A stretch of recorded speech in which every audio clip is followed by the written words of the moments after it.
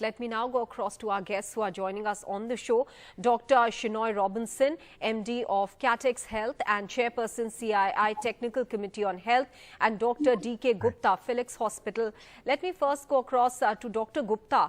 Dr. Gupta, first of all, the issue of contamination, which is the main cause here really of the deaths of 66 children.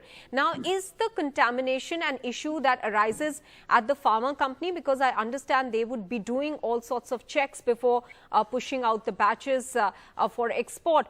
Or can contamination also happen at the end, not the end user's end, but the person or the country that receives it if it has not handled these medicines properly, or the authorities if they haven't handled the medicines properly?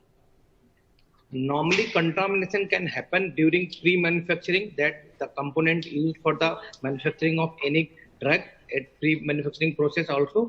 And during manufacturing, there is a most chance of impurities can be there and they can cause toxic effect. Right. If we talk about this specific case, then we all know that the diethyl glycol is the culprit, and it has been found to done several epidemics in last this century. And even in India 2 years back, we have seen that there are several epidemics has been done not in India, in US, South Africa, Spain, Austria, India, Nigeria, Bangladesh, Argentina, and the low dose of this component is quite toxicological. Even 1.5 gram of this ethylene glycol can be lethal for any children or any child who is weighing more than 10 kg.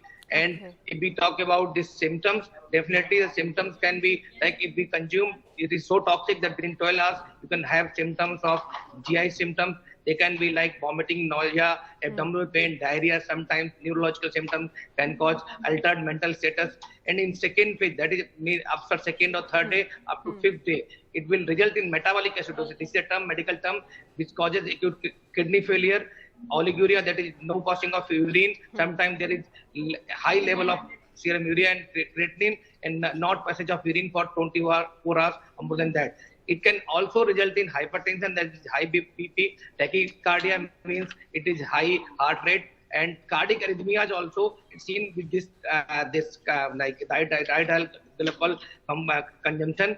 Final phase that can have after 5 to 10 days. That is has been actually investigation done by the WHO. They have found that most of children, those who have consumed this drug 10 days back or 5 days back, they are suffered from the lethargy, paralysis, dysphonia, quadriplegia. They have maybe most of them gone to coma first before going to death, and these children died because of these all symptoms during first, second, and third phase. It is just so heartbreaking to hear those symptoms, Dr. Gupta, because you know this is all related to children who had consumed this cough syrup, and it's really heartbreaking and tragic. Dr. Shinoy, under these circumstances, and as Dr. Gupta is pointing out that chances of contamination are most high during manufacturing, then is clearly the pharmaceutical company then responsible? Well, that is correct to a large extent, that the responsibility goes back to the manufacturer, but then there is a whole chain there. So we cannot comment on this till we understand specifically where the lacunae were. Sure. But to be honest with you, I would like to actually talk about a couple of other things which are really more relevant. You see, we run a company which exports services from India to Africa, CIS countries, and we are also, having partners in the US. And for us, in the last few years, we are facing a very peculiar problem where we find that Indian drugs are losing their credibility. So when we say that we will supply you meds from India, the receiving countries have started looking at us with a lot of skepticism. They say that, it's going to be poor quality. Now that to me is a major, major hit. Because as it is, we are struggling on our credibility. I mean, even, I don't want to say something negative about any country, but we are managing one of the, a hospital, one of the largest private hospitals in an East African country. And this is our hospital, right? And they are importing medicines from Turkey. Now, when I said that we can get you more effective and more cheaper alternatives from India, they said, no, the public does not have faith in Indian pharma.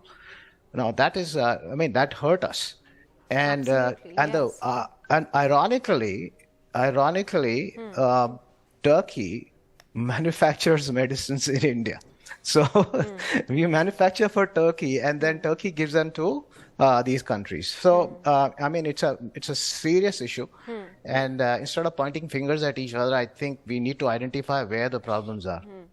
And if you would like me to elaborate a little bit on that, if I have time, I'd like to do that. Sure. Dr. Shinoy, can I come back to you after taking a quick question with Dr. Gupta? I'll come back to you. Yeah, Dr. Gupta, you know, as Dr. Shinoy is pointing out, this is a very serious issue because this can mar the credibility of the entire pharmaceutical industry here in India, which is very critical to India as well. Now, under these circumstances, will the state drug regulator also be held accountable, considering that the sources from the health ministry indicate that the clearance for this pharmaceutical company came from the state? I would like to tell you that CDSCO has already started investigation. DCGI has already started investigation. They have taken the serious note on the WHO reports, and they have asked from WHO the details about the product, the batch number, the samples, those has been consumed by the children, those were died. So I think already investigation has been started. Mostly if there is something out of India, then central government has to play a crucial role. And they have already started that. Central government will see who is the responsible, who is the culprit, a manufacturer or the licensing authority or the state drug authority or maybe central drug authority. But I will tell you there is no good practices in India also. Like these combination, those has been banned by the WHO right now. They actually should not be used in any country. These combinations are not fruitful. They have side effects. They can cause serious side effects to children also. As a pediatrician, I'm a pediatrician also. We do not children because they can cause serious side effects. They can cause hypertension, tachyarrhythmias, heart failures.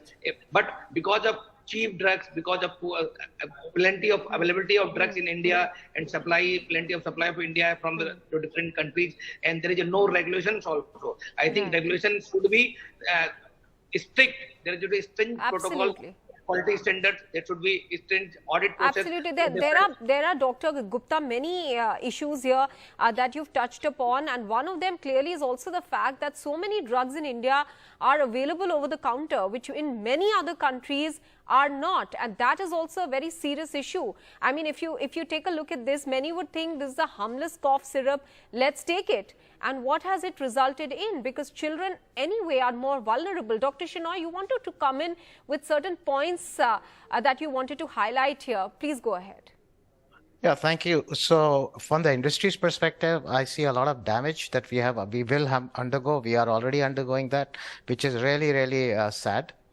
Now, the second thing is, where is the fault and all that? Basically, the issue is at enforcement. It's not that we don't have regulation. We have the laws, and it's a problem that we are all aware of, whether it's in the government or whether it's at the enforcement level. The issue is ground level enforcement, which is really, really the loose area.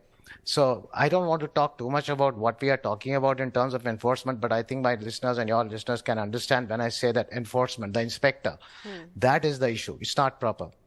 Number two, at the regulation level, if you want to talk about that, then we have this huge monolith called the CDSCO. Now, if you look at the CDSCO, we have been saying that this is too big. You have to break CDSCO into different parts because today, they are responsible for all the meds. Then they're responsible for, the consumables and also for things like, if you want to, let's say, if you want to import or export or sell, let's say a glucometer, the glucometer is okay. But when you talk about the strips, which test your sugar, that comes under the Drugs Act. Now, that's an absurd thing, right? So we have been telling the government, and there has been a lot of talk around that please break CDSCO into different parts. And this area is to be enforced because there is a lot of protectionism at the top. And only the government can actually break it and say, okay, if you want to really enforce this on the ground properly, then you need to break this monolith into smaller pieces, which are then easier to control. Yeah, All sure. right. Many suggestions there that have come from you, suggestions that surely need to be looked into by the government. Many thanks, Dr. Shinoy, and to Dr. Gupta for joining us here on this discussion.